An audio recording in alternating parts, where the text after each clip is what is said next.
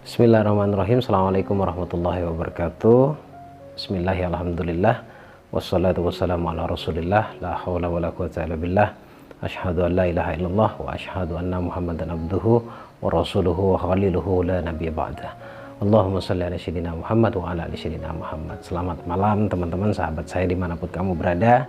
Kembali lagi, jumpa lagi bersama saya di sini, Bagus Baraja, di channel Gus Baraja. Setelah sekian lama tidak ada video, saya tidak upload video karena Hari Raya Idul Fitri ya.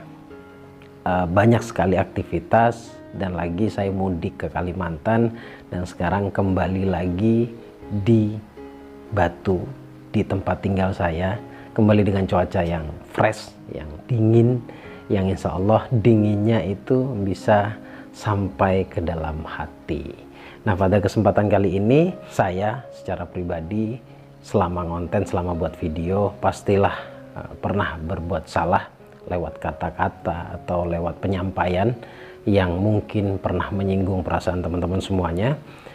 Pada kesempatan kali ini saya ingin mengucapkan minal aidin wal faizin, mohon maaf lahir dan batin.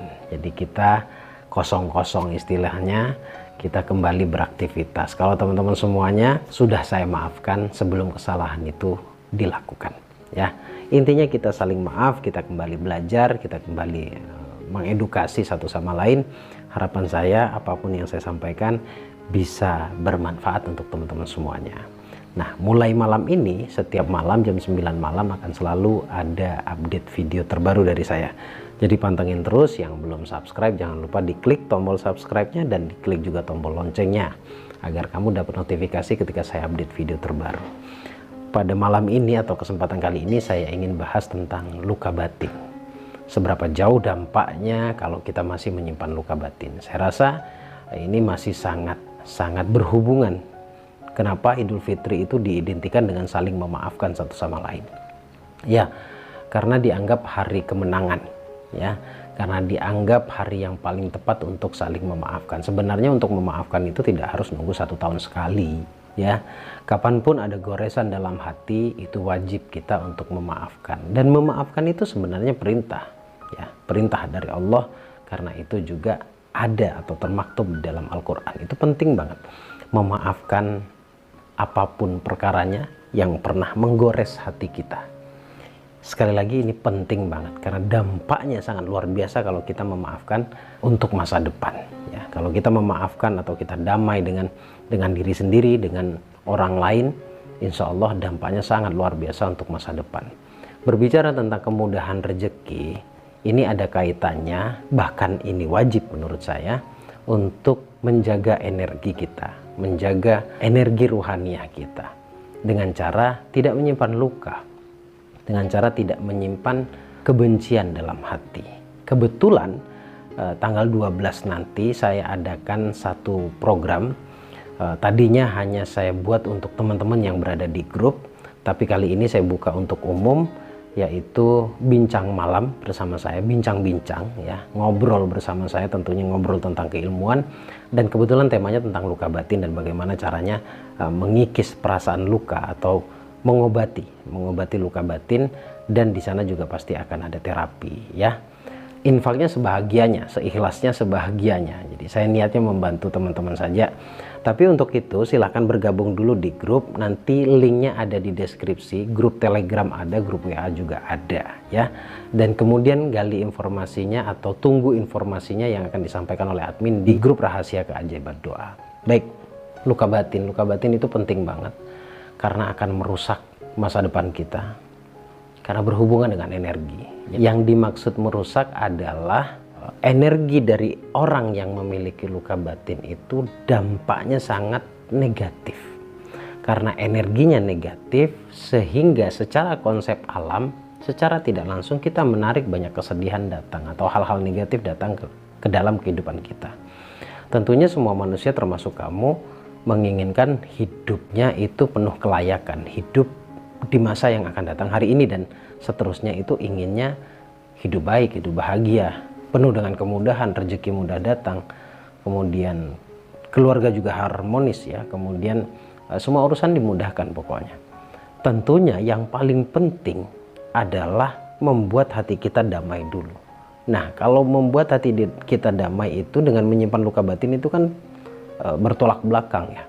Jadi ya damai-damai, ya luka-luka. Jadi kamu harus pilih salah satunya. Tidak mungkin bisa kamu pilih keduanya. Saya rasa semua orang akan memilih berdamai dengan diri sendiri, ya, berdamai dengan situasi dan kondisi yang dialami. Pertama, luka batin itu yang sering saya bahas adalah atau apa ya, pengertiannya adalah goresan sebuah kejadian yang masih membekas dalam hati kita. Kalau goresan tersebut masih membekas dalam hati, masih dirasakan, itu akan melahirkan atau menjadi negatif energinya. Jadi perlu untuk dikeringkan lukanya. Mungkin bahasa kampungnya begitu ya. Contoh sederhananya, kalau kamu pernah jatuh, entah kamu naik motor, entah kamu jatuh saat kamu berlari, jatuhnya lalu membuat kamu luka, misalkan ya, tanganmu luka, kakimu luka.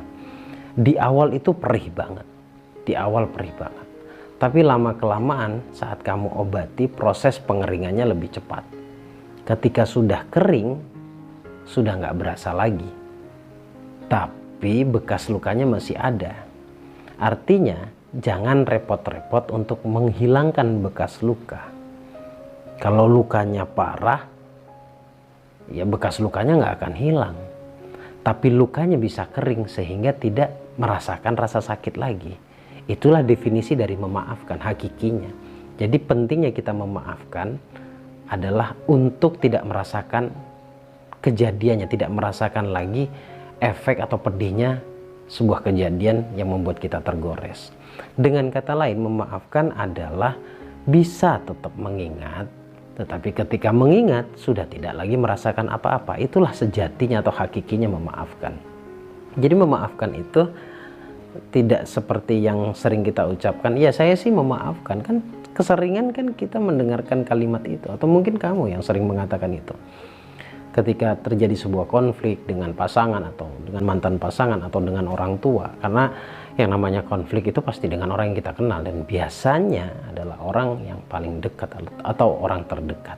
Nah, goresan tersebut atau kejadian tersebut kalau kita mengingat tapi kita masih bisa merasakannya, perihnya, sakitnya, berarti kita belum memaafkan. Tapi kalau sebaliknya, kamu mengingat tetapi tidak lagi merasakan apa-apa, berarti itu tandanya kamu sudah memaafkan, kamu sudah damai. Lagian begini teman-teman, apa untungnya kita menyimpan luka? Sejatinya malah kita menyakiti diri kita sendiri. Ya, sejatinya kita menyakiti diri kita sendiri. Tetapi dengan memaafkan, kita harus menjaga diri kita, diprotek, agar kita tidak merasakan atau tidak kembali mengulangi luka lama itu, atau mengulangi sebuah kejadian sehingga membuat kita luka. Misalkan kamu konflik dengan seseorang, katakanlah saudaramu. Setelah kamu memaafkan dengan definisi yang benar, setelah kamu sudah memaafkan, ada baiknya kamu jaga jarak. Artinya pepatah mengatakan, jangan sampai kamu jatuh pada lubang yang sama untuk kedua kalinya. Artinya jangan sampai karena kamu sudah memaafkan, kamu kembali pergaulannya atau hubungannya seperti dulu lagi, justru itu akan berpotensi untuk kamu disakiti kembali gitu. Jadi kalau orang bijak, sekali dia pernah disakiti dia akan memaafkan, tapi dia sangat berhati-hati agar tidak terjadi lagi atau tidak disakiti kembali. Banyak caranya, bisa menghindar, bisa ya bicara sebatasnya saja, seperlunya saja, agar diri kita tidak lagi disakiti ya. Jadi poinnya adalah memaafkan itu mengingat, karena memang pikiran manusia tidak pernah Allah desain untuk melupakan satu perkara. Kita akan selalu ingat, tapi saat kita ingat, kita sudah nggak lagi merasakan apa-apa gitu. Sekali lagi, tidak ada untungnya menyimpan luka, tidak ada untungnya ya. Lebih baik memaafkan. Karena sejatinya memaafkan itu bukan untuk mereka yang menyakiti kita. Memaafkan itu sebenarnya manfaatnya untuk kita sendiri.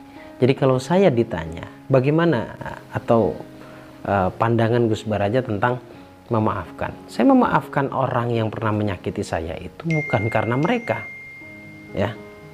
Saya memaafkan mereka itu untuk masa depan saya, karena saya ingin memperbaiki energi saya, ya. Saya ingin masa depan saya baik, karena ketika saya terus larut dalam luka, masa depan saya akan buruk. Itu tidak bisa dielakkan karena itu hukum alam. Di mana letak hukum alamnya dan apa hubungannya dengan luka batin? Orang kalau punya luka batin dan terus dirasakan, itu dampaknya adalah energinya jadi buruk. Sementara hukum alamnya, energi yang terpancar itu akan menarik hal yang serupa datang dalam kehidupan kita.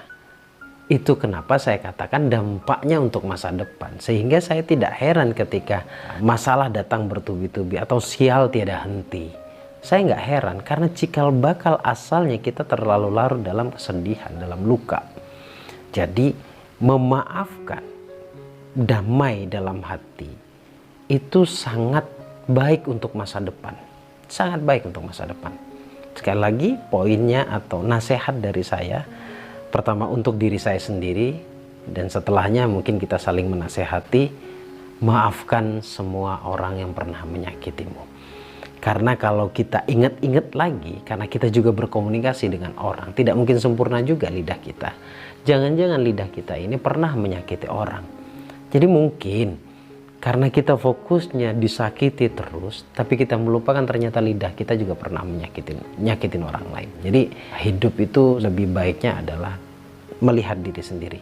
Karena apapun yang datang dalam hidup kita, apapun yang terjadi, itu sebenarnya manifestasi yang terwujud. Siapa yang bermanifestasi? Ya kita sendiri, pikiran kita sendiri. Itulah kekuatan pikiran.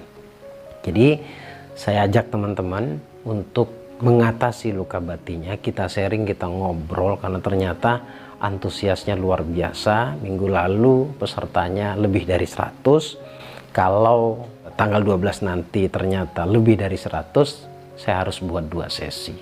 Saya buka secara umum, infaknya sebahagianya, ya, agar ilmunya menjadi manfaat.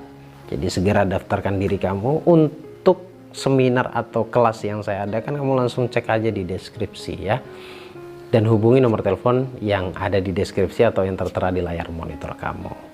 Ya, nanti akan dijawab oleh Mas Roni selaku admin di sana. Baik, teman-teman, saya ucapkan banyak terima kasih sekali lagi. Pembahasan tentang luka batin ini sebenarnya tidak akan selesai dengan satu kali pertemuan. Karena kalau dibilang rumit, ya rumit. Kalau dibilang mudah, sebenarnya juga mudah untuk diatasi. Tinggal bagaimana diri kita. Terima kasih teman-teman. Saya undang kamu untuk hadir di acara online saya tanggal 12 nanti, ya. Untuk pendaftarannya langsung hubungi nomor WA-nya Mas Roni. Saya Bagus Baraja, mohon maaf lahir batin sekali lagi. Sampai ketemu besok dengan video yang lebih menarik lagi. Bagus Baraja, Al-Fakir Ad-Dhaifillah. Assalamualaikum warahmatullahi wabarakatuh. Allahumma shalli ala sayyidina Muhammad.